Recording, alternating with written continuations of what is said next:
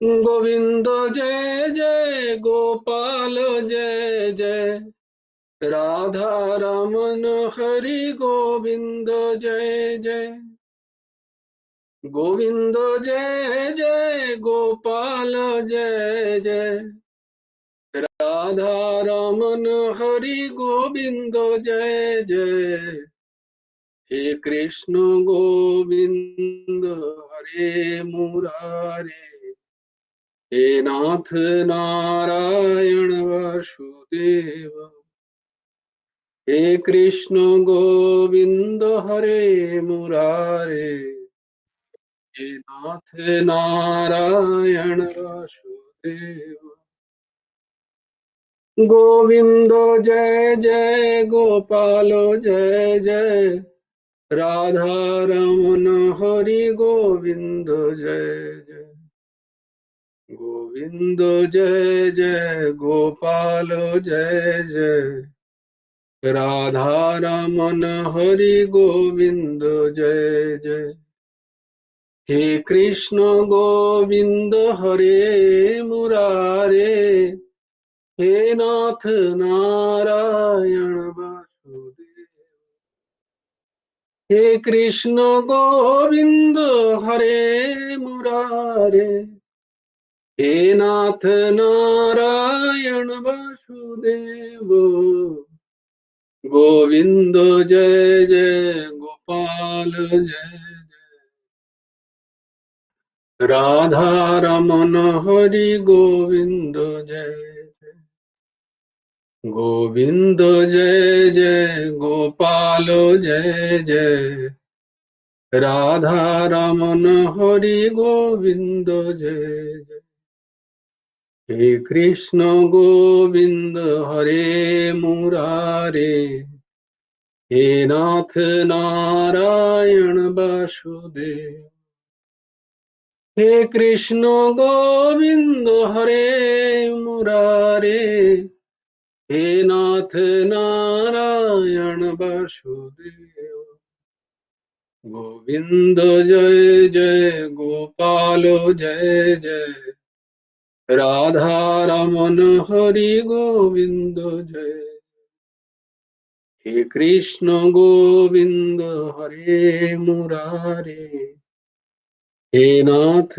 नारायण वासुदेव जय जय श्री राधे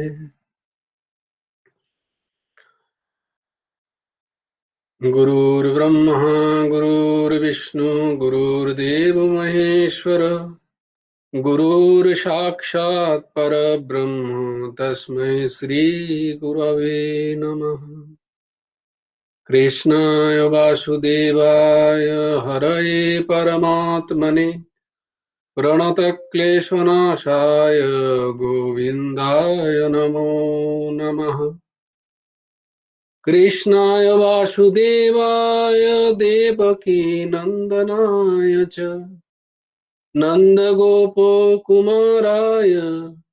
गोविन्दाय नमो वसुदेवं सुतं देवं कंसचाणूरमर्दनं देवकी परमानन्दम् कृष्णं वन्दे जगद्गुरु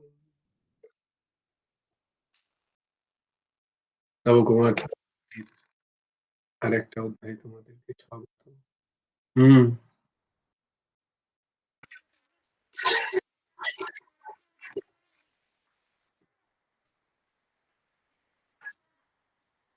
ওহো, তাই তো। এ হে হে। আর আমি না দিলে তোরা যদি জানতে পারিস না তোরা দিয়ে দিবি। তা আমি বুঝতেই পারিস না, ভুলে এ বাবা, তাই তো, তাই জন্য বলছি কেউ জয়েন করছে না কেন।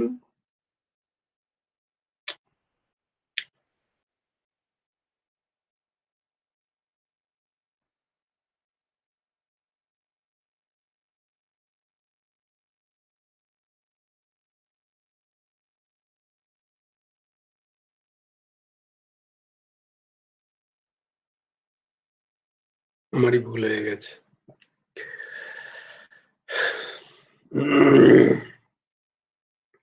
যাক,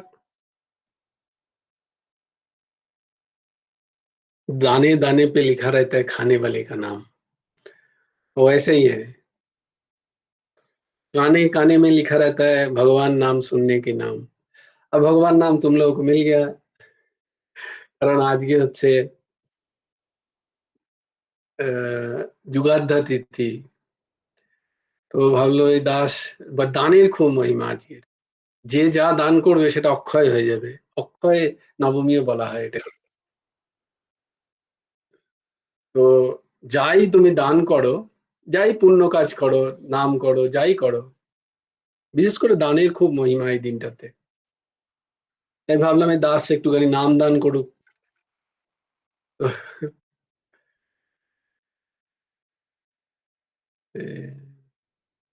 আচ্ছা, তোমাদের যারা যারা পরে জয়েন করছো তারা যদি গ্রুপে নাও দেওয়া, একবার ট্রাই তো করে দেখতে পারো যে হচ্ছে কি হচ্ছে না দেখি। আমারই ভুল, আমার ভুল, আমার দেয়া হয়নি। আমারই ভুল একদম। আমি জানি না, মনেই নেই আমার। আমি ভেবেছি বোধহয় দিয়ে দিয়েছি। দেখো এখন সব জানি। হ্যাঁ, কন্যা কুসুমা বল। আমি কালকের লিঙ্কে জয়েন করলাম। কি? কালকের লিঙ্কটাই জয়েন করলাম। একটাই লিঙ্ক? যবে থেকে শুরু হয়েছে একটাই লিঙ্ক, লিঙ্ক চেঞ্জ হয়নি এখনো পর্যন্ত। এটা বোধহয় তোমরা দেখোনি আসলে, ওই জন্য সবাই ভাবছে যে প্রত্যেকদিন বোধহয় আলাদা আলাদা লিঙ্ক হয়। এই রে না, একটাই লিঙ্ক, এটা সবসময় জানবে। হ্যাঁ, জয়েন জয়েন করছো না?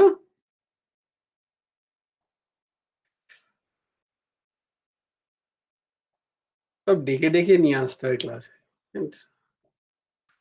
খুব কঠিন। এই যদি হতো কোথাও একটা ওই সময় সিনেমা হবে, সিরিয়াল আছে, তখন কাউকে ডাকতে হয় না, বাকি সব কাজ ফেলে দিয়ে চলে আসে। আর দেখো এখানে আমাকে ডাকতে জানালো, তোমার কথা শুনিয়ে দিয়েছে অলরেডি, দুদিন তো বলতেই দিলে না। বললো না, এ তো খুব সমস্যা খুব। তো দেখো মানে হয় না, দেখো সুজিত সুজিত বাবা অনেকদিন পরে জয়েন করেছে, আর দেখো নামও শ্রবণ করে নিল, কি সুন্দর। আচ্ছা, ও তো দেখেনি কই, আমরা তো গ্রুপে দেওয়া ছিল না, তাহলে ও কি করে জয়েন করলো? এই দেখো, এটা হচ্ছে গুরু কৃপা, এটাও গুরু কৃপা বলা হয়।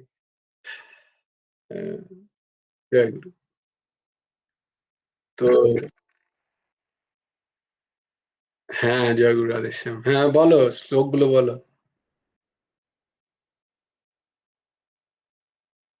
আমরা যে শ্লোকগুলো কণ্ঠস্থ করছিলাম সেগুলো শুনবো। হ্যাঁ, সুজিত দাঁড়া এক সেকেন্ড, সুজিত ভাই বলো, কিছু বলবে? সুজিত বলো। তোমার আনমিউট হয়ে তুমি মিউট হয়ে আছো, আগে আনমিউট করো, ওই স্পিকারের ওই জায়গাটা হাত দাও। হ্যাঁ, এবার বলো।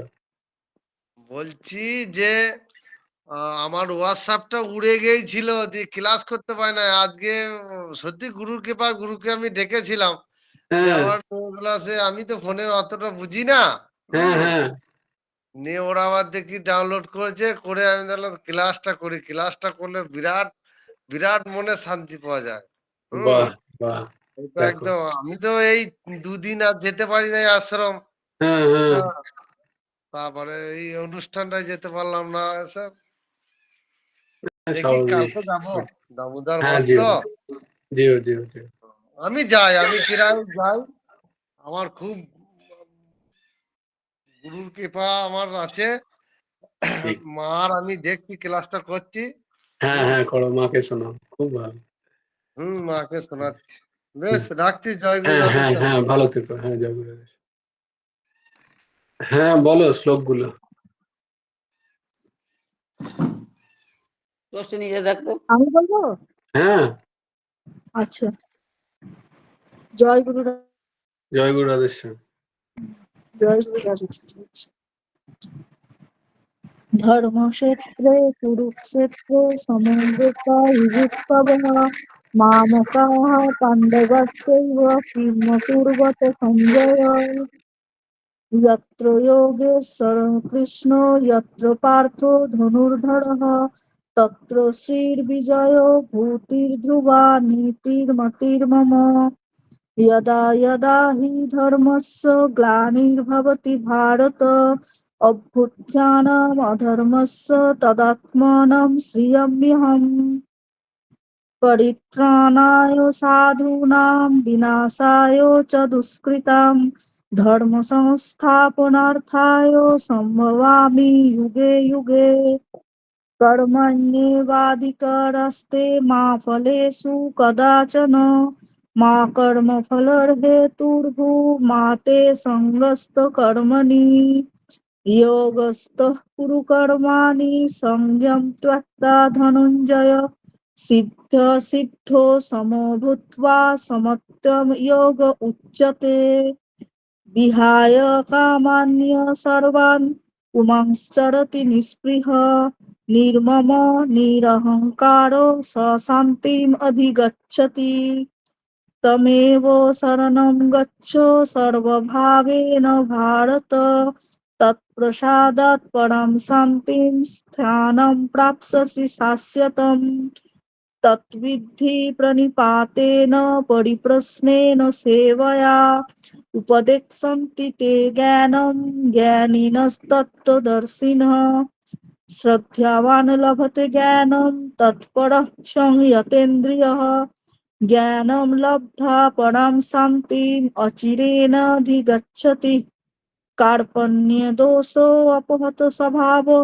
पृच्छामि त्वां धर्मसङ्गमूढचेतः यच्छ्रेयसन्निश्चितं ब्रूहि तन्मे शिष्यस्तेऽहं साधि मां त्वां प्रपन्नम् सर्वधर्मान् परित्यज्य मामेकं शरणं व्रज अहं त्वां सर्वपापेभ्यः मोक्षयिष्यामि मा शुचः चञ्चलं हि मनः कृष्ण प्रमाथि बलवदृढम् तस्याहं निग्रहं मन्ये वायोरिव सुदुष्करम् असंशय महाबाहो मनः दुर्निग्रहं चलम् अभ्यासेन तु कौन्तेय वैराग्येण च गृह्यते पत्रं पुष्पं फलं तोयं यो मे भक्त्या प्रयच्छति तदहं भक्तुमप्रहितम् अस्नामि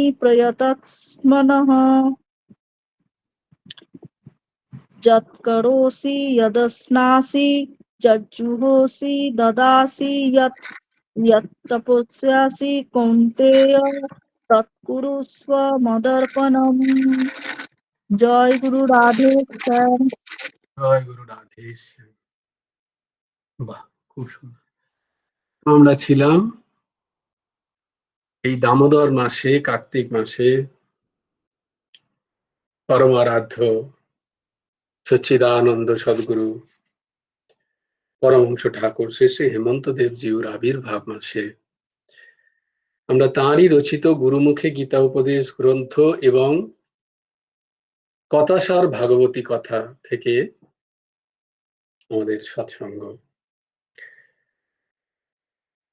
তো ৩২ নম্বর অনুচ্ছেদে তিনি লিখছেন যে গুরুমুখে গীতা উপদেশ গ্রন্থে বিষ্ণুই যথার্থ সর্বদেবময়।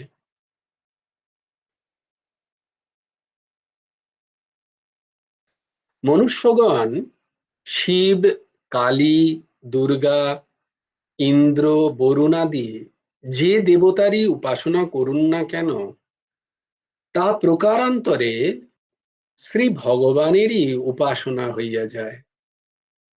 শ্রী ভগবান ওই সব দেবদেবীর মধ্যে থেকে ভজনানুরূপ যেমন ভজন করবে সেই অনুরূপ তার মতো সকলকে ফল দিয়ে থাকেন।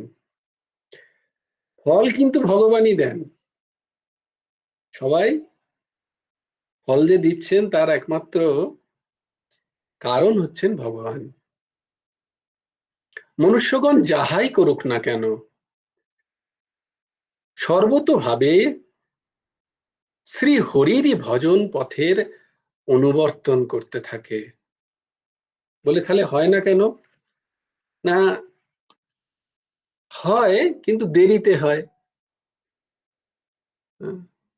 একটা হচ্ছে ওষুধ বুঝে খাওয়া, ওষুধ না বুঝে খাওয়া। বুঝে খেলে আমি যে সারছি এটা তাড়াতাড়ি বোঝা যায়, এটার একটা উপলব্ধি হয়, বিশ্বাস জন্মে। না বুঝে খেলে কি হবে না? হবে, নিশ্চয়ই হবে, কেন হবে না? তো ভগবান তাই বলছেন যে যে যেমনই উপাসনা করুক না কেন, এই উপাসনার ভজন করুক না কেন, পূজা অর্চা করুক না কেন, যে যে দেবতারই করুক না কেন, তার সেই পূজা অর্চনা বা ভজনা বন্দনা আদির যে গভীরতা, তাই অনুযায়ী সে ফল পায়। কিন্তু মূলত যে যাই করুক না কেন সবই সেই শ্রী হরির পাদপদ্মে গিয়েই অর্পিত হয়। তাই জন্য ভগবানও বলছেন, ইয়ে যথা মাম প্রপদ্যন্তে তাম তথৈব ভজাম্যহম। ইয়ে যথা মাম প্রপদ্যন্তে তাম তথৈব ভজাম্যহম। মমো বর্তমানুবর্তন্তে মনুষ্যাঃ পার্থ সর্বশঃ। বলে একটা কথায় আছে, সর্বদেব নমস্কার এসবম প্রতিগচ্ছতি। যে দেবতাকেই নমস্কার করো না কেন তা শেষে গিয়ে সেই হরিরই শ্রীচরণে গিয়ে পৌঁছয়। সমস্ত দেবতাকেই নমস্কার কেশবেতেই যায়। কেশব অর্থাৎ বিষ্ণু ছাড়া অন্য কোন দেবদেবীকে নমস্কার করিলেও তাহা বিষ্ণুতেই গিয়ে পৌঁছয়। কারণ ব্রহ্মাণ্ডে বিষ্ণু ব্যতিরিক্ত আর কিছু নেই। প্রত্যেক অণুতে যিনি বিশেষ রূপে বর্তমান তিনি হচ্ছেন বিষ্ণু। তাই তিনি ব্যতীত আর কোথাও কিছু নেই। সেজন্য মনুষ্য ইচ্ছায় অনিচ্ছায় যে পথেই চলুক না কেন, সকল পথই পরম পুরুষ শ্রী হরির সাধন পদ্ধতির অন্তর্গত। দেখো তাহলে আমাদের আর কোনো চিন্তা নেই, কোনো মারামারি ঝগড়াঝাটিও নেই। যে যা পথই অনুসরণ করছে না কেন সে কিন্তু মূলত হরিরই আরাধনা করছে। হ্যাঁ, এটাই আমাদের ভাবতে হবে। কারণ গুরুদেব বলছেন 33 নম্বর অনুচ্ছেদে গুরুদেব লিখছেন, শ্রী ভগবানই চতুর্বর্ণ সৃষ্টি করেছেন। কেন দেখলাম যে কোথায় যেন এইটাতে পড়লাম না আগেতে, যে চাপরাস, এগুলো একটা চাপরাস, মানে এগুলো একটা স্ট্যাম্প। যে সেই স্ট্যাম্প যদি হারিয়ে ফেলে কেউ তাহলে সমাজ উচ্ছৃঙ্খলে চলে যাবে। মূলত এটা সমাজ চালানোর জন্য, সুষ্ঠুভাবে সমাজকে, এই সমাজ হচ্ছে ভগবানেরই মূর্তি স্বরূপ। সেই সমাজ যাতে সুন্দর করে চলে তার জন্যই ভগবানের এই চতুর্বর্ণ সৃষ্টি। জ্ঞানের ফল কৈবল্য। কৈবল্য মানে মুক্তি। জ্ঞানের ফল মোক্ষ প্রাপ্তি, কৈবল্য। তার থেকে বলছে কর্মের ফল শীঘ্র পাওয়া যায়। কারণ জ্ঞান এক তো জ্ঞান হওয়া কঠিন হয়।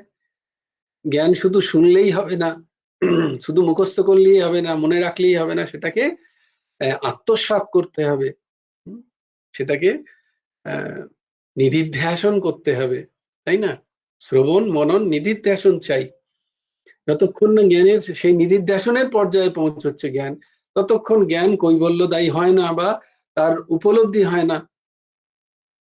কিন্তু বলছে তার থেকে কর্মে, যে কোনো কর্মের সঙ্গে সঙ্গে, কর্মের মনন করো বা না করো, কর্ম করলে তার ফল আছেই। যে কর্ম মনন করো আর না করো, যাই কর্ম করবে তার একটা ফল থাকবে। তো তাই জন্য বলছি কর্মের ফল শীঘ্র পাওয়া যায়। তাই সত্য তম রজগুণ ও সম দম উপরতি তিতিক্ষা এই সমস্ত আদি কর্মভেদে যার যতটা সম্ভব সে ততটা করে, বা যার যেমন স্বভাব সে ততটাই করতে পারে। তো সেই যে ভেদ হয়, মূলত এই ভেদের যে ভেদ নিয়েই এই বর্ণ, যে কার মধ্যে সত্যগুণ বেশি, কার মধ্যে রজগুণ বেশি, কার মধ্যে তমগুণ বেশি, তার দ্বারা যে কর্ম তার দ্বারা হবে, সবার দ্বারা সে একই কর্ম হবে না। যার অত্যন্ত সত্যগুণ বেশি তার দ্বারা কোনো তমগুণী কর্ম তার দ্বারা হবে না। আবার যে যার তমগুণ কর্ম সমাজ চালানোর জন্য প্রয়োজন আছে। তিনটে গুণেরই প্রয়োজন এই জগতে। এই জগৎ সংসার সমাজ চালানোর জন্য কোনো গুণই ফেলনা নয়, কিন্তু তিনটে গুণেরই প্রয়োজন আছে।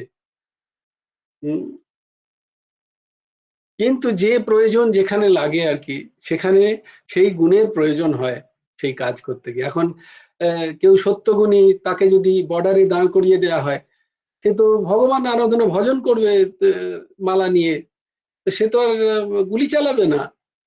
তাহলে তো হয়ে গেল, দেশ তো পরাধীন হয়ে যাবে। বলে তাহলে তোমাকে দিয়ে কাজ হবে না। আবার তেমনি যদি কোনো সৈনিককে আমরা অর্চ বিগ্রহের সামনে বসিয়ে দিয়ে বলে আপনি পুজো করুন, বলে আমি তো বন্দুক চালাতে জানি, আমি তো মন্ত্র চালাতে জানি না।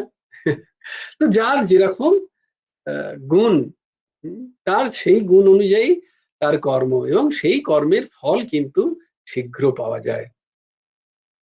আর আমাদের যে সত্য রজতম গুণ অনুযায়ী আমাদের যে এই যে সম গুণ, সম দম, কারোর পক্ষে সাত্ত্বিক যারা মানুষ, তাদের সম গুণ অতি প্রবল, তারা সম দম গুণে খুব উন্নত।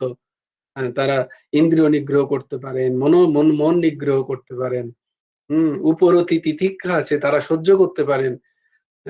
তেমনি কিন্তু রজগুণী একজন মানুষ, সে কি সহ্য করবে? বলে না, সে সঙ্গে সঙ্গে উল্টে মেরে দেবে কাউকে কিছু বললে। সহ্য করবে না। তমগুণ তো ছেড়েই দাও। তো এইরকম আমাদের কি কি ছিল? 6টা গুণ, যেটা আমাদের খুব দরকার আধ্যাত্মিক রাস্তায় যাওয়ার জন্য: সম, দম, উপরতি, তিতিক্ষা। ডায়েরি নিয়ে ওপেন ক্লাস। হ্যাঁ, বাহ, কন্যা কুসুম বলবে, বলো। সম দম উপরতি তিতিক্ষা মুমুক্ষ। হ্যাঁ, সম দম উপরতি তিতিক্ষা।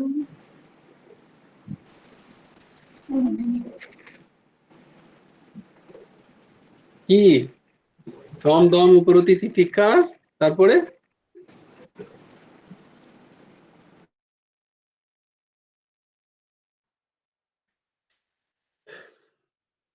তুই ডায়েরি না দেখে বলছিলি মধু।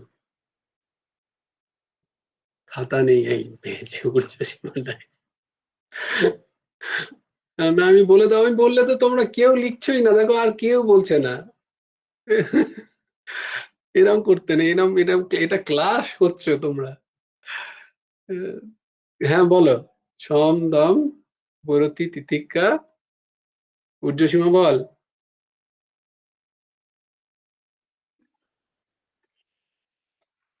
সমাধান, এটাকে বলে ষট সম্পত্তি। কি বলে এটাকে? ষট সম্পত্তি। হম, এটাকে বলা হয় ষট সম্পত্তি। এই ষট সম্পত্তি না হলে আধ্যাত্ম যুগে রাস্তায়, স্পিরিচুয়াল পথে যাওয়া খুব কঠিন। এগুলো হচ্ছে, এই সম্পত্তি থাকতে হবে সবার ভেতরে। যার ভেতরে যত বেশি সম্পত্তি থাকবে সে তত আগে যাবে। এটাই হচ্ছে নিয়ম। অর্ঘ্য বাবা হাত তুলি কেন? আবার বেরিয়েও গেল। তো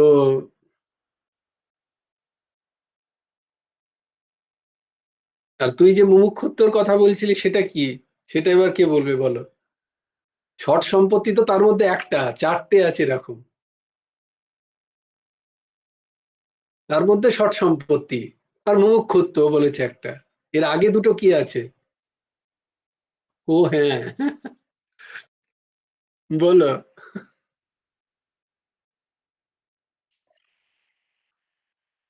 হ্যাঁ, very good, very good, very good. এইগুলো লিখে রাখতে হবে। এগুলো সব ব্যাখ্যা হয়েছে তোমাদের, এক একটা জিনিস ধরে ধরে ব্যাখ্যা হয়েছে, কি হয়নি? সবার সংজ্ঞা দিয়েছে এই দাস। কি বিবেক কাকে বলে, বৈরাগ্য কি, তারপরে ষট সম্পত্তির মধ্যে এই সম্পত্তিগুলো কি কি, এবং মুমুক্ষুত্ব। ওই যে 4টে জিনিস, এইটাও আমাদের, এটা খুব প্রয়োজন। আধ্যাত্মিক রাস্তায় যারা চলতে চান তাদের এই সম্পত্তিগুলোর খুব প্রয়োজন। তো যাদের মধ্যে এই সম্পত্তি বেশি থাকে তাদেরকে তাদেরকে বেশি বা কম এই জন্যই বলছি যে প্রত্যেকের কিন্তু এই সমাজে, এই যে ভগবানের সমাজ, ভগবান মূর্তি, ভগবানের দেহ মূর্তি এই সমাজে প্রত্যেকের প্রয়োজন আছে, এবং এক সমান রূপে, কেউ কম বা বেশি নয়। এইটা বোঝা দরকার। এই বর্ণ ব্যবস্থাটাকে বোঝাটাই আমাদের ভুল হয়ে গেছে, আমাদেরকে বোঝানো হয়েছে ভুল আসলে। কারণ যারা তথাকথিত বলা হয় উচ্চ বর্ণ, কোথাও এখানে উচ্চ বর্ণ বা নিম্ন বর্ণের বিষয়ই নেই। এই জায়গাটাতেই ভুল। তো যাকে এখন আর সেই বর্ণ জায়গায় যেতে পারছি না, তার কারণ আমার তাহলে আর ভাগবত হবে না। কারণ এই ভগবানের সৃষ্ট জিনিস, এর মধ্যে কোথাও কোনো কোনো বিষমতা নেই, কোনো দেশ ভাব নেই। এখানে যা আছে তা প্রত্যেকের কল্যাণার্থে, প্রত্যেকের কল্যাণার্থে। এর মধ্যে কোনো উচ্চ নিচ্চ ভেদ নেই। সম দমাদি কর্ম ভেদে ব্রাহ্মণ, ক্ষত্রিয়, বৈশ্য, শূদ্র, এই বর্ণ চতুষ্টয় শ্রী ভগবানই সৃষ্টি করেছেন। সত্য প্রধান ব্রাহ্মণের সম দম প্রভৃতি কর্ম। তাহলে ব্রাহ্মণের কর্ম কি না, সে তার মধ্যে সম থাকবে, ওই যে সৎসম বিবেক থাকবে, বৈরাগ্য থাকবে, তার মধ্যে মুমুক্ষুত্ব থাকবে, তার মধ্যে এই যে সৎ সম্পত্তি থাকবে তার মধ্যে, তবেই তাকে ব্রাহ্মণ বলা যাবে। ব্রাহ্মণ যদি লোভী হয়, অবিবেকী হয়, তাহলে সে ব্রাহ্মণ পদবাচ্য নয়। এগুলো গুণ স্বরূপ। তো ব্রাহ্মণ সম দম প্রভৃতি কর্ম। সত্য রজ প্রধান ক্ষত্রিয়ের শৌর্য যুদ্ধাদি কর্ম। এই যেমন এই দাস ধরো, বলবে যে দাসের পৈতে আছে ব্রাহ্মণ শরীর, গিয়ে নাট বল্টু টাইট করছি, তাহলে কি ব্রাহ্মণত্ব হচ্ছে? বলছে না, হচ্ছে না কিন্তু। বলে তাহলে তুমি ব্রাহ্মণ থেকে বাদ। তো তথাস্তু, না আজ্ঞা। তো বলে ব্রাহ্মণের কিন্তু গুণ থাকতে হবে, তাকে ত্রিসন্ধ্যা জপ করতে হবে, তাকে বেদ আদি অধ্যয়ন করতে হবে, এবং শুধু অধ্যয়ন করতে হবে না, তাকে পড়াতেও হবে। তো তবে গিয়ে অনেক ব্রাহ্মণের অনেক গুণ আছে, 11টি গুণ না হলে তাকে ব্রাহ্মণ বলা যায় না। তো তার মধ্যে দেখো এই সম দম প্রভৃতি তার গুণ, তার ইন্দ্রিয় নিগ্রহ আছে কিনা, তার মনোনিগ্রহ আছে কিনা। সত্য রজ প্রধান ক্ষত্রিয়ের শৌর্য যুদ্ধাদি কর্ম। সেদিন আসলে সেই মনে পড়ে গেল যে কোনো ব্রাহ্মণ যদি ধূম্রপান করে, বিড়ি সিগারেট খায়, তো তাকে দান দেওয়া যাবে না। তো আমার মনে পড়ে গেল যে আমাদের যে, আমি ছোটবেলায়, এখনো তিনিই আছেন, তিনি তো সিগারেট খেতেন, তো মহা সমস্যা হয়ে গেল, তাহলে আমরা তো তাকে দান দিয়েছিলাম, তো গেল, তার মানে আমাদেরও যা। তোমার মনে পড়লো তিনি তো সিগারেট খেতেন। তো বলে না, শাস্ত্রে লেখা আছে যদি কোনো ব্রাহ্মণ নেশা, অন্য নেশা তো অনেক, গুটখা এবং সিগারেট এইসবও যদি কেউ খান, বিরিয়াদি, তাদের কেউ তিনিও ব্রাহ্মণ পদবাচ্য নন, এমন শাস্ত্র বলছেন, মহাপুরুষরা বলছেন। তাহলে চিন্তা করো, অত সোজা নয়। শুধু প্রণাম নেওয়াটাই মনে হয় সোজা, আহা, কিন্তু তার জন্য যে কৃচ্ছ সাধন করতে হয়, যে অভ্যাস করতে হয়, যে তপস্যা করতে হয়, সেটি যদি না হয় তাহলে হবে না। তেমনি ভাবেই কোন ক্ষত্রিয়, তার যুদ্ধ করার ক্ষমতা নেই, তার লড়ার ক্ষমতা নেই, তারপরে তার সিপাহের মতো যদি সে গিয়ে দাঁড়িয়ে থাকে, কিছুই করার ক্ষমতা নেই, তাহলে তাকে ক্ষত্রিয় বলা যাবে না। তেমনি বৈশ্যের কৃষি, বাণিজ্য প্রভৃতি কর্ম, তমপ্রধান শূদ্রের ত্রৈবর্ণিক, এই যে ব্রাহ্মণ, ক্ষত্রিয় এবং বৈশ্যের শুশ্রূষা, সেবা, সেবা করা কর্তব্য। শ্রী ভগবান এই সকল কর্মের কর্তা হলেও প্রকৃত বস্তুত কেউ কিচ্ছু করতে পারেন না যদি ভগবান না করেন। এই জায়গাটা আমাদের বোঝা দরকার। না ব্রাহ্মণের বেদ পাঠ কথা করার সামর্থ্য থাকে যদি না ভগবান প্রেরণা দেন। না ক্ষত্রিয়ের যুদ্ধ করার ক্ষমতা যদি ভগবান সেখানে উপস্থিত না থাকেন, বৈশ্যেরও কৃষিকাজ আদি আদি করা সম্ভব নয় যদি সেখানে ভগবান বর্তমান না থাকেন। আবার শূদ্রেরও কারুর সেবা করার সামর্থ্য নেই যদি না ভগবান থাকেন। তো মূলত এই সবকিছুর কর্তা ভগবান, করছেন ভগবানই, কিন্তু আমরা ভেবে নিচ্ছি যে আমরা করছি, এটাই যত ভুল। তো শ্রী ভগবান এই সকল কর্মের কর্তা হলেও প্রকৃতপক্ষে কর্তা নন, কারণ তার মধ্যে কর্তাপনতা নেই, কারণ তার কোনো কর্মেই কর্তৃত্ব অভিমান নেই। এইটা আমাদের জানতে হবে যে আমরা যে যে স্বধর্ম অনুষ্ঠান করছি সেই স্বধর্মে থেকে নিজের অনুষ্ঠান আমরা পালন করি, কিন্তু তাতে আমি যেন কোনো কর্তৃত্ব অভিমান না রাখি, তাহলে আমার আর অন্যদিকে কাউকে তাকানোর প্রয়োজন হবে না। যে ফল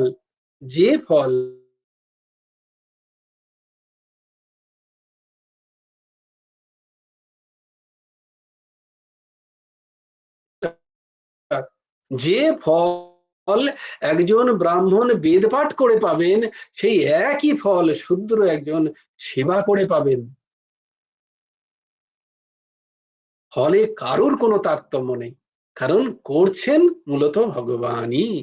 তাই ভগবানই বলছেন চাতুর্বর্ণম মায়া সৃষ্টম গুণ কর্ম বিভাগশঃ তস্য কর্তারম অপি মাম বিদ্যা কর্তারম আব্যয়ম।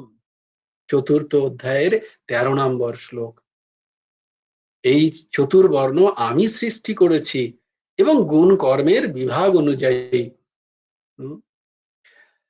তার সমস্ত কর্তা আমি, কিন্তু এই সমস্ত করেও আমি সম্পূর্ণরূপে অকর্তা, অব্যয়। আমি কারুর সাথে মিশি না, আমি কারুর সাথে সম্পৃক্ত হই না। কেন? এই সমস্ত কর্মের কর্তা আমি নিজেকে মানি না, আমার এর মধ্যে কোনো কর্তৃত্ব অভিমান নেই। তাহলে যে যা কাজই করছি সেখানে যদি আমার কোনো কর্তৃত্ব অভিমান না থাকে, তাহলে আমার কোনো চিন্তা নেই, আমি ভগবানেরই অনুগামী হতে পারবো। जय जय श्री राधे। ओम सच्चिदानंद रूपाय गुरवे बुद्धि साक्षिणे श्री हेमंताय वरिष्ठाय नमो क्लिष्ट कर्मणे। ओम सच्चिदानंद रूपाय कृष्णाय क्लिष्ट कर्म नमो वेदांत विद्याय गुरवे बुद्धि साक्षिणे। जयति परशरसूनो सत्यवती हृदयनंदन वेश तस्य कमलगलितं वाङ्मयमृतं जगत् शिवोति।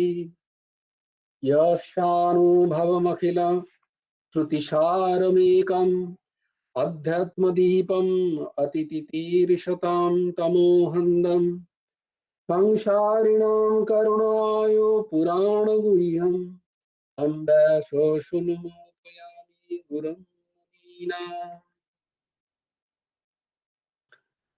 কথাসার ভগবতী কথা। আমাদের পরম সৌভাগ্য, আমরা আজকে বোধহয় কার্তিক মাসের 10 না 11 তারিখ, 11 তারিখ বোধহয় নাকি। তো দেখো 11 দিন আমরা ঠাকুরের দয়ায় কৃপায় আমরা গীতাও শ্রবণ করছি, ভাগবত শ্রবণ করছি, এক চরম প্রাপ্তি, চরম প্রাপ্তি। তো আজকে আমরা শ্রবণ করব সমুদ্র মন্থনের কথা। সমুদ্র মন্থনের কথা ভগবান লিখছেন, গুরুদেব লিখছেন, যেমন জলের নিকট গেলে পিপাসা তেষ্টা দূর হয়, পিপাসা দূর হয়, অগ্নির নিকট গেলে শীত দূর হয়, ঠান্ডা আমাদের দূর হয়ে যায়। সেইরূপ আমরা যদি ভগবানের কাছে থাকি, তার আনুগত্য যদি আমরা স্বীকার করে নিই, আমরা যদি গুরুদেবের আনুগত্য স্বীকার করে নিই নিজেদের জীবনে, নিজেদেরকে কর্তা থেকে সরিয়ে কর্তার আসনে সবাইকে আমরা বসিয়ে রেখেছি না নিজেদেরকে, সেখান থেকে আগে নামিয়ে আনতে হবে। আচ্ছা বলতো, এই নামিয়ে কে আনবে?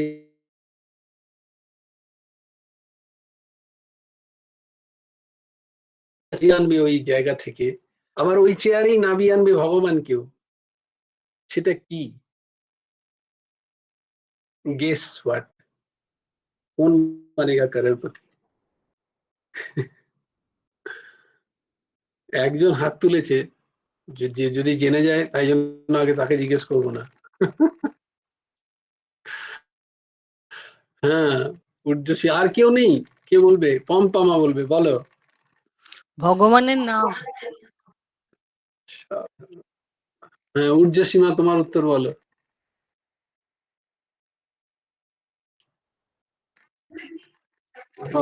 অর্ঘ্য বাবা বলো। নাম। অসাধারণ, অসাধারণ। বাহ, এই তো আমরা সব এক জায়গায়। দারুণ দারুণ দারুণ। ভগবান নাম, নাম, নামীকেও তার জায়গা থেকে নামিয়ে নিয়ে আসেন। আবার নাম এই জীবকেও তার অহংকারের জায়গা থেকে নামিয়ে নিয়ে আসেন। নামের এত ক্ষমতা। ভগবান নাম সত্য। স্বীকার তখনই হয় যখন আমরা নামকে স্বীকার করি। নামের সর্বোপরিতা, নামের সর্বশ্রেষ্ঠতা যখন আমরা স্বীকার করে নিই এবং নিরন্তর চেষ্টা করি গুরুদেব প্রদত্ত যে নাম সেইটা মুখে রাখার, বা ভগবান নাম আমাদের জিহ্বায় রাখার, বা তার প্রতি আমাদের যে শ্রদ্ধা, সেই শ্রদ্ধা যদি আমাদের হৃদয়ে একবার চলে আসে, জানবে ভগবান ভগবান অনুগত্য আনুগত্য হয়ে গেছে।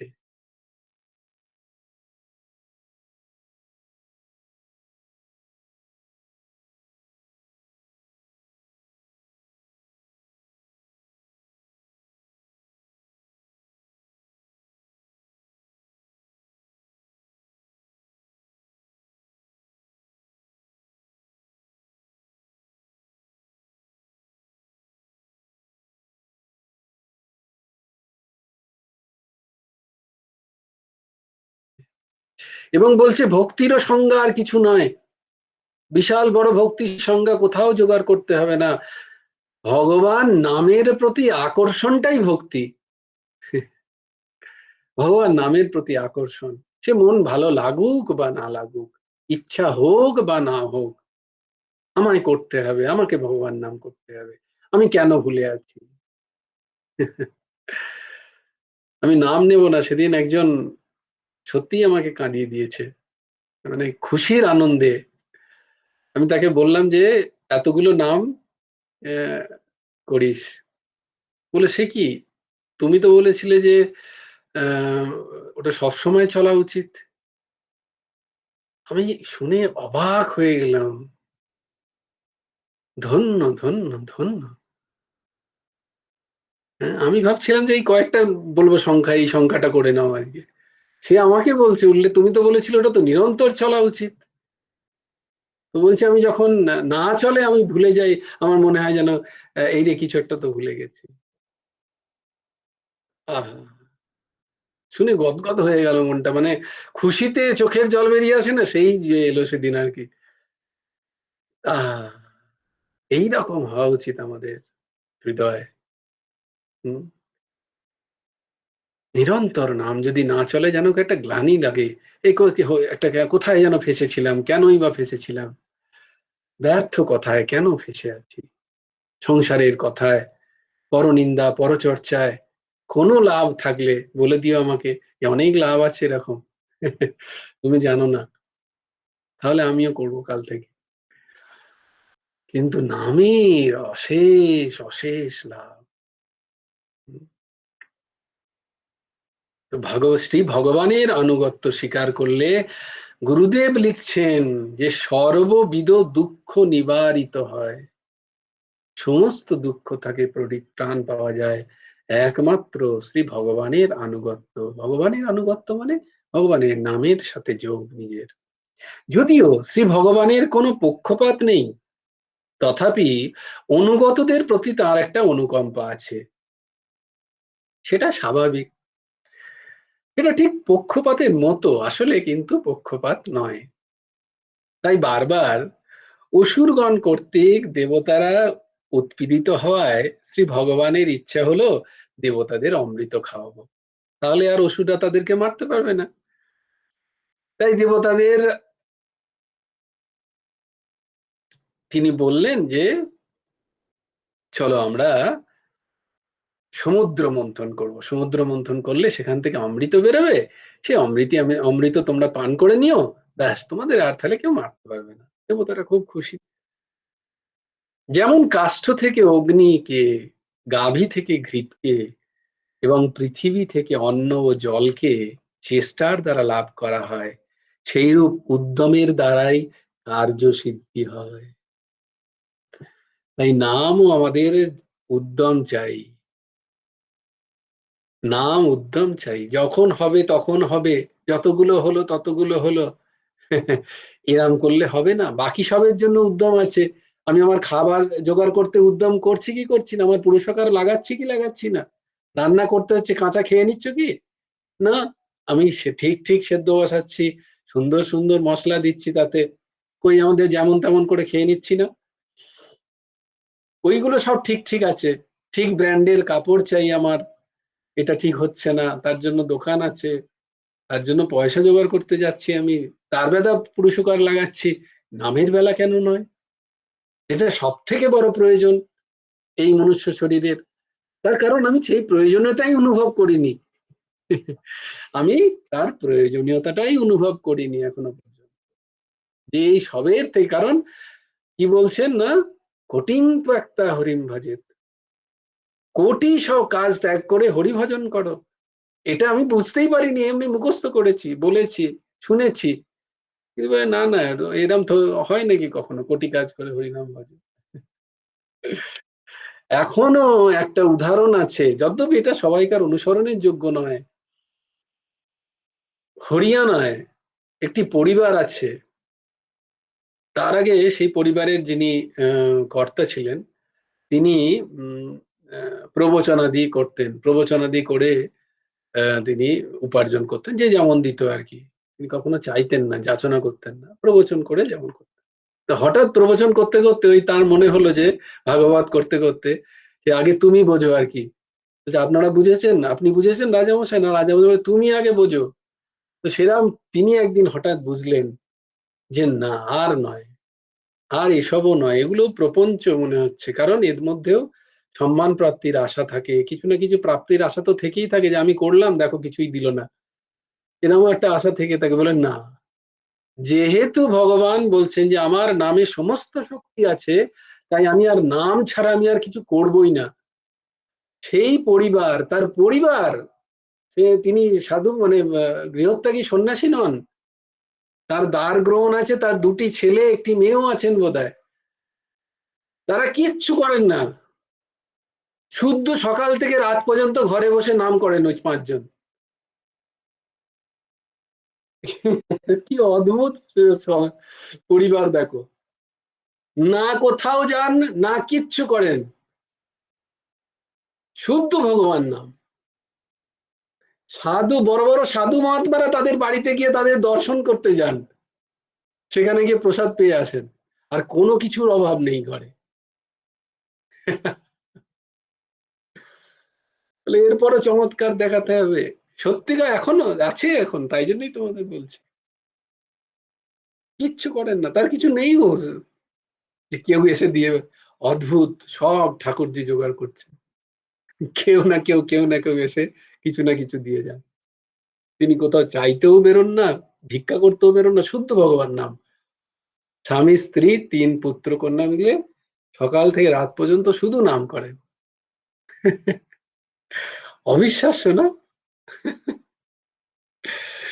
না, don't try at your home, সবার পক্ষে এটা সম্ভব নয়।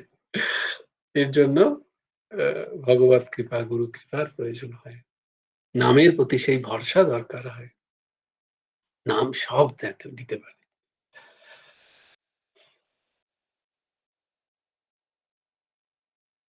ভগবান বললেন, দেবগণ তোমরা এখন অমৃত লাভের জন্য সমুদ্র মন্থন করো, ওতে অনেক শক্তি চাই, তাই অসুরদেরও তোমাদেরকে ডাকতে হবে।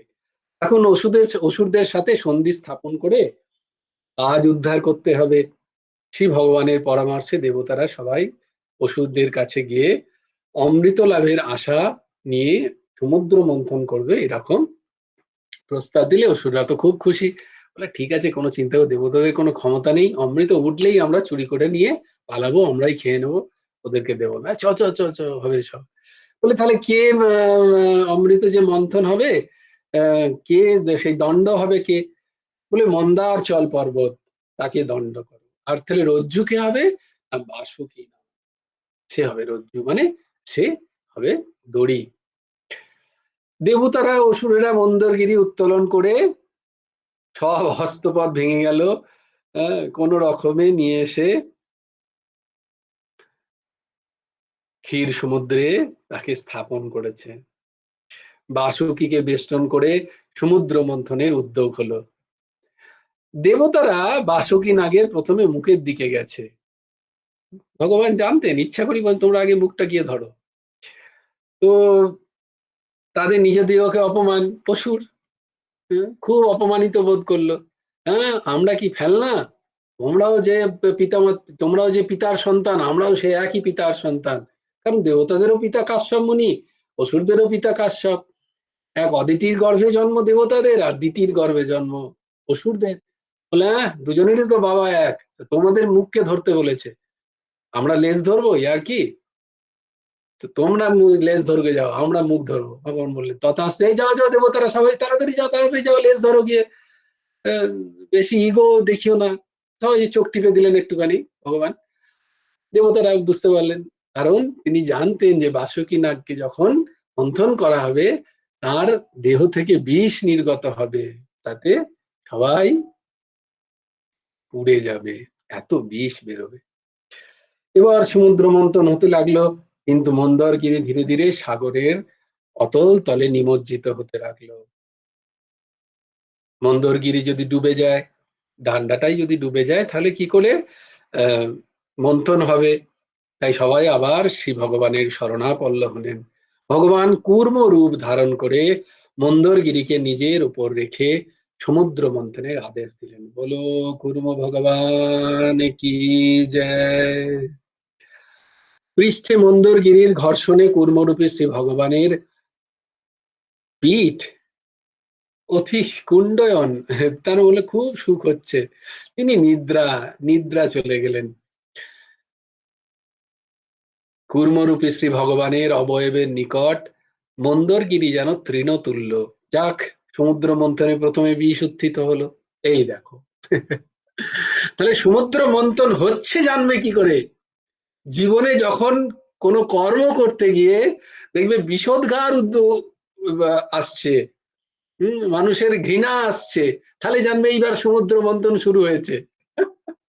মানুষের খুব মানে কি বলবো, আঘাত পাচ্ছ, বাধা পাচ্ছ, জানবে ওগুলো হচ্ছে বিষ, মানে এইবার মন্থনটা ঠিক ঠিক শুরু হয়েছে, অমৃত বেরোবে, অমৃত আসবেই আসবে।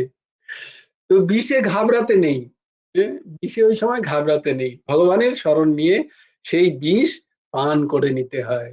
কারণ ভগবান তোমার মধ্যেই শিবত্ব দেন, তোমার মধ্যে সেই ক্ষমতা আছে, তুমি সেই বিষকে পান করে নিতে পারবে। তখন সকলে শঙ্কর ভগবানের শরণাপন্ন হলো। ভগবান শঙ্কর জগৎকে বাঁচাবার জন্য সমস্ত হালাহাল গ্রহণ করলেন, এবং তিনি কি করলেন যে না, মুখ দিয়ে ঢাললেন, বলে প্রাণে তো যাওয়া যাবে না, কারণ প্রাণে রাম আছেন।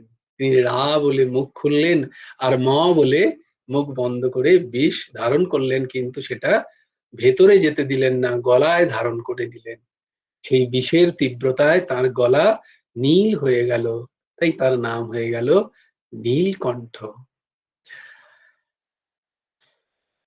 ভগবান লিখছেন, সমস্ত কর্মের মূলেও প্রথমে বিষোদ্গারই লাভ হয়। সেই বিষ স্বরূপ সমাজের বিদ্বেষ অবজ্ঞা হতে রক্ষিত হতে পারলে তবেই অমৃত আস্বাদ্য হয়। তার মানে আমাদের যখনই ভজন করতে যাবে, তুমি টিভি দেখছো, পার্টি করছো, বন্ধুদের সাথে ঘুরে বেড়াচ্ছ, সারাক্ষণ গল্প করছো, সংসারে কেউ তোমায় কিচ্ছু বলবে না, বাহ ছেলে মেয়ে আমার কত ভালো আছে, মালা নিয়ে শাসন নিয়ে বসো, ব্যাস সঙ্গে সঙ্গে আমার ছেলে মেয়ে হয়ে গেল বৈরাগী। গেল গেল গেল গেল গেল গেল, এই গেল রে সংসার ছেলে পালালো। দেখবে তোমরা একটু তোমরা অন্য সংসারের কাজ করো, টিভি দেখো ঘন্টার পর ঘন্টা, কেউ তোমায় জ্বালাবে না। মালা নিয়ে বসলেই যে যে অবস্থায় আছে, পত্নী যদি বসে তো পতি চেঁচাবে তার পেছনে, পতি যদি বসে তো পত্নী চেঁচাবে, এই এই কাজ আছে ওই কাজ আছে, খালি মালা নিয়ে বসে থাকলেই হবে নাকি। পতি বলবে এই খাবারে এই দাওনি ওই দাওনি, খাবার তৈরি করোনি, ঠিক সবসময় মালা নিয়ে জপ করছে। এটাই হচ্ছে বিষোদগার। ভগবান বলছেন, আমি বলছি না, ঠাকুর বলছেন সাক্ষাৎ। বলছে কিন্তু পান করতে হবে ওটাকে। সেই অবজ্ঞা থেকে, বিদ্বেষ অবজ্ঞা থেকে নিজেকে রক্ষা করতে পারলেই অমৃতের স্বাদ আস্বাদ্য হয়, তখন অমৃতের স্বাদ পাওয়া যায়। শ্রী ভগবান সমুদ্র মন্থনকালে দেবতা, অসুর ও বাসুকীর শরীরে প্রবেশ করে তাদের শরীরে শক্তি সঞ্চার করেছিলেন, তবেই তারা এইরূপ দুষ্কর কার্য করতে। আমরা প্রথমেই দেখলাম গীতাতেও যে ভগবানের শক্তিতেই সব হচ্ছে, এই অমৃত মন্থন ভগবানের দ্বারাই হচ্ছে। তেমনি আমাদেরও নামের প্রতি যে পুরুষকার, তা ভগবানই যোগাবেন, তুমি খালি ইচ্ছাটুকু করো, ভগবান বলছেন, বাকি তো সব আমি করব। তাই আমরা কিছুই করতে পারি না প্রভুর দয়া ছাড়া, তিনিই করেন। কিন্তু তিনি একটু পরীক্ষাও নেন আবার ওই বিষোদগার করিয়ে, যাতে ঠিকঠাক আছে কিনা। আমাদের সমস্ত কর্মের মূলে ভগবানই শক্তি সঞ্চার করেন। যা হোক, সেই বিষের দ্বারা ধ্বংসশীল জগৎকে পরম দয়ালু মহাদেব যখন রক্ষা করেন, তারপর আবার সমুদ্র মন্থন কার্য আরম্ভ হয়। বাসুকীর শরীর ছিন্ন ভিন্ন হতে থাকলে, মুখ থেকে বিষ চক্ষু হতে রক্ত বহির্গত হতে থাকলে শ্রী ভগবানের দৃষ্টি সঞ্চারে তা ক্ষণিকের মধ্যেই আরোগ্য লাভ করে। দেবতারা অসুরেরা অমৃতের আশায় পুনঃ পুনঃ সমুদ্র মন্থন কার্য করতে থাকে। এবার সমুদ্র হতে লক্ষ্মী উত্থিত হন, উচ্চৈশ্রবা অশ্ব ঐরাবত হস্তি উত্থিত হয়, বারুণী উত্থিতা হন, তাহার পরে ধন্বন্তরী উত্থিত হন। তারপরে এক দিব্য পুরুষ, গুরুদেব লিখছেন, অমৃতপূর্ণ এক কলস হস্তে উত্থিত হন।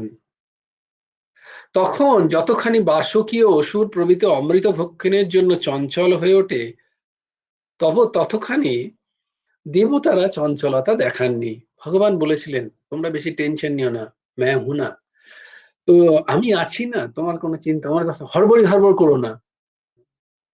তো দেবতারা যাক একটু শান্তশিষ্ট, বললেন ভগবান আছেন যখন, আশ্বাস দিয়েছেন যখন, কিছু একটা করবেন, তো তারা বেশি আহ দেখাননি চঞ্চলতা। কারণ শ্রী ভগবান সমুদ্র মন্থনের পূর্বেই দেবতাদের বলে দিয়েছিলেন যে তোমরা সমুদ্র উত্থিত কোন বিষয়ের প্রতি লোভ দেখিও না, আমি বিচার করে যাহা করিব তাহাই করিব। এই জন্য দেবতারা ধৈর্য ধরে বসেছিল। লক্ষ্মী শ্রী ভগবানকে বরণ করলেন, উচ্চৈশ্রবা অশ্ব ও ঐরাবত হস্ত্রী ইন্দ্রের দিকেই গেল। এবার অমৃত বন্টনের পালা। অসুরেরা অমৃত ভাণ্ড ছিনিয়ে নিয়ে দৌড়ে পালিয়েছে। শ্রী ভগবান তখন, দেবতারা বললেন এরা এটা তো নিয়ে চলে গেল, বলে তোমাদেরকে বলেছি না আমি আছি। তো বলে কোনো চিন্তা নেই। তো অসুররা অমৃত খাবেই, বা তার নিয়ে ঝগড়াঝাঁটি চলছে, কে আগে খাবে কে আগে খাবে। আচ্ছা, এটার মধ্যে পার্থক্য আছে, যারা দৈব ভাবাপন্ন তারা আগে অপরকে খাওয়ায় তারপরে নিজে খায়, আর যারা অসুর ভাবাপন্ন তারা আগে নিজে খায় পরে অপরকে খাওয়ায়। তাই আমাদের দেখে নেওয়া উচিত যে আমাদের মন কেমন, আমরা কি আগে অপরকে দিয়ে খাই, তাহলে আমাদের দেব ভাবাপন্ন মন। আর আমরা যদি নিজেরটাকে খেয়ে নিই, আগে নিজেরটা করে নাও, তারপরে অপরে যা পেলো পেলো না পেলো দেখা যাবে। তাহলে তাদের অসুর সম্পন্ন মন। তো ভগবান বললেন কোনো চিন্তা নেই। তো ভগবান তার মোহিনী মূর্তি ধারণ করলেন। বলো মোহিনী রূপ ভগবান কি জয়। তিনি মোহিনী মূর্তি ধারণ করে সেই অমৃত ভাণ্ড অসুরের নিকট থেকে ভুলিয়ে নিলেন। তিনি অসুরদের বললেন, দেখো অসুরগণ, দেবতাদের অল্প দিয়ে আসি। এই যে অমৃত ভাণ্ডটা দেখছো না, এই অমৃত ভাণ্ডের ওপর দিকে না অমৃতটা একটু মানে তরল টাইপ, মানে অত শক্ত শক্ত নয়, নিচে বেশ গাঢ় গাঢ় আছে, ওপরে না জল জল আছে। তো জল জলটা দেবতাদের খাইয়ে দিয়ে আসি, ওরা এমনি চেঁচামেচি করছে, আর তোমাদের গাঢ় গাঢ় খাওয়াবো, তাহলে তোমাদের আরো কোনো চিন্তা নেই, গাঢ় গাঢ় অমৃতটা তোমরা পাবে। কারণ জানোই যে নিচের দিকে গাঢ় থাকে আর উপরের দিকে জল জল। বলে হ্যাঁ, তো সেই সব দিকে তো কারোর লক্ষ্য নেই। মোহিনী, ভগবানের মোহিনী রূপকে দেখে অসুররা এতই পাগল যে সবাই বিয়ে করতে চায় ভগবানকে। সবাই অসুর সেই মোহিনী বলে, ছাড়ো এখন অমৃত, আপনার বিবাহ হয়েছে কিনা আগে বলুন। এটা অসুররা জিজ্ঞেস করছে ভগবানকে। আচ্ছা, অমৃত তো পাওয়াই যাবে, আপনার কাছে আছে যখন আপনি দেবেন।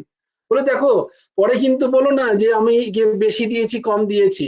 এরকম ভগবান আবার ওনাদের সাথে বিনোদও করছেন। দেখে নাও বাপু, পরে কিন্তু বলো না যে আমি এক চকমও করেছি। বলছে না না না, আপনি দিলেই হবে। এতই ভগবানের রূপে মোহিত হয়ে গেছে অসুররা। বলছে আগে বলুন যে আপনার বিবাহ হয়েছে কিনা।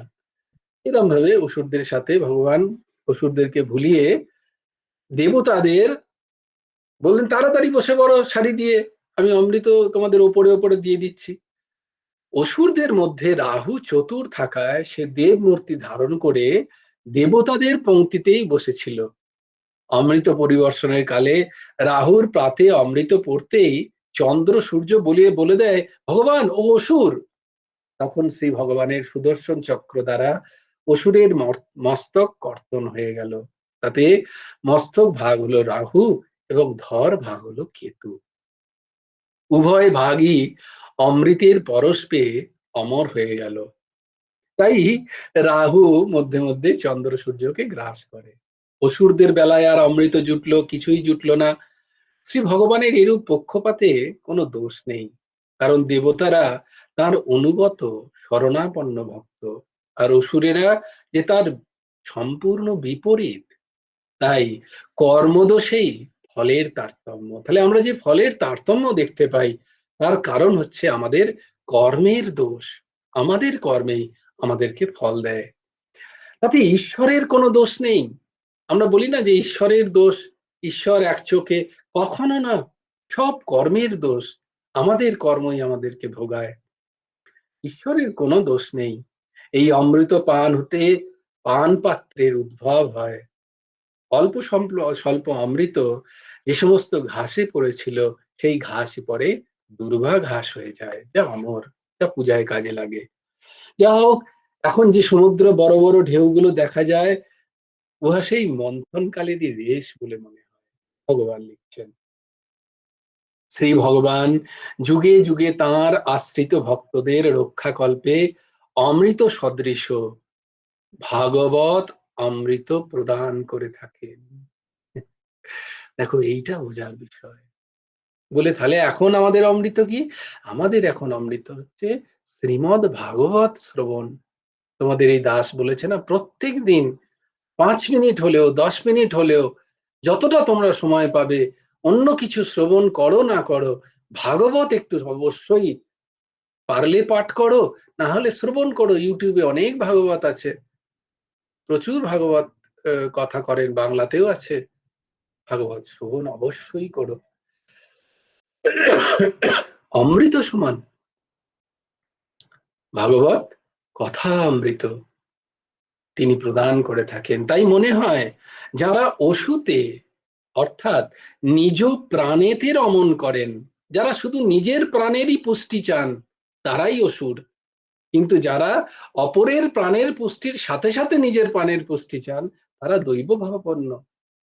তাই নিজের প্রাণ মানে অসুর নিয়ে যারা রমণ করেন, তাদেরকে বলা হয় আসুর, আসুরি বৃত্তি, অর্থাৎ স্বার্থ বুদ্ধি সম্পন্ন মানুষই অসুর।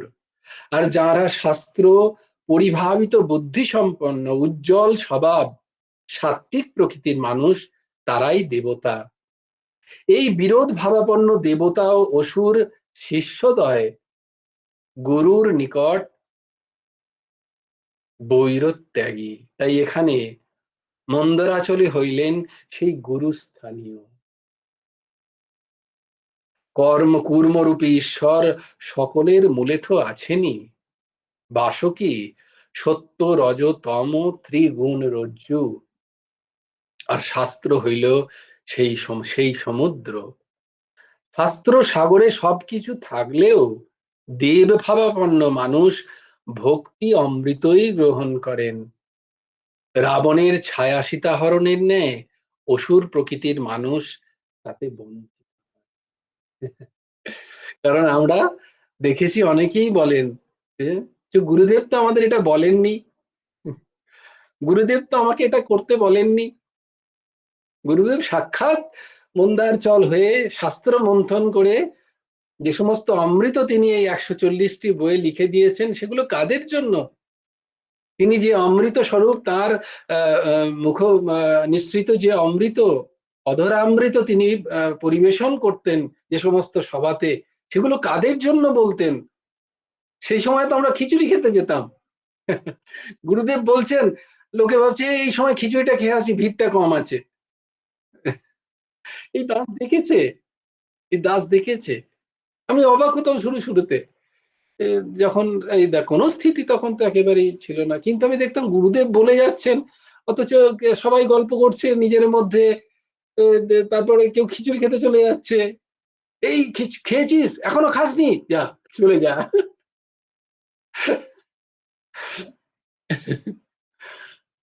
তো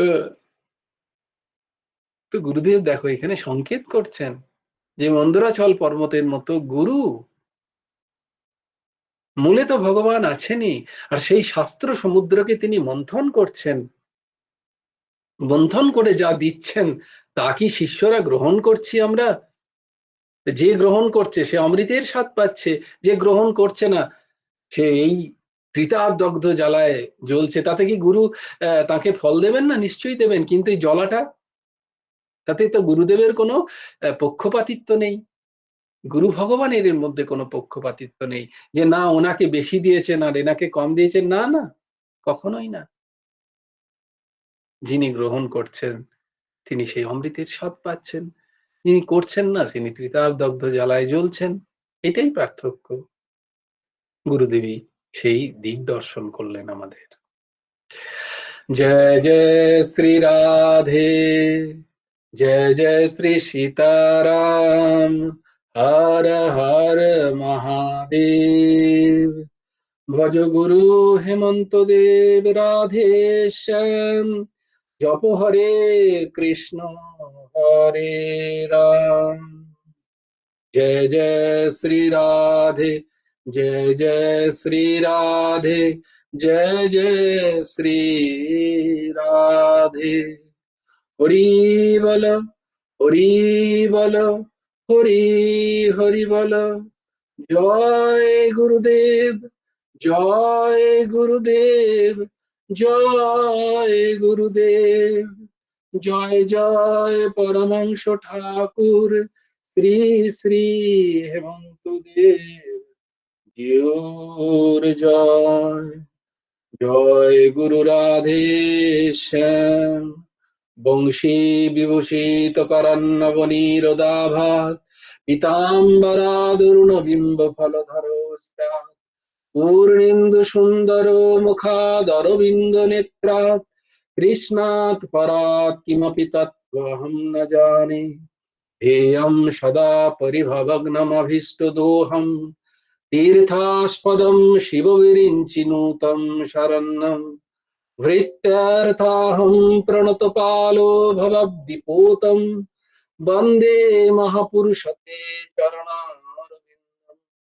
व्यक्ताशुदुत्पज सुरेप्सितराज्यलक्ष्मीं, धर्मिष्ठार्यवचसा जदगादरन्नम्। मायामृगं दैतयप्सेतमन्वधावत्, वन्दे महापुरुषते चरणारविन्दम्। नमो ब्रह्मण्य देवाय, गो ब्राह्मण्य हिताय च, जगद्धिताय कृष्णाय गोविन्दाय नमो नमः।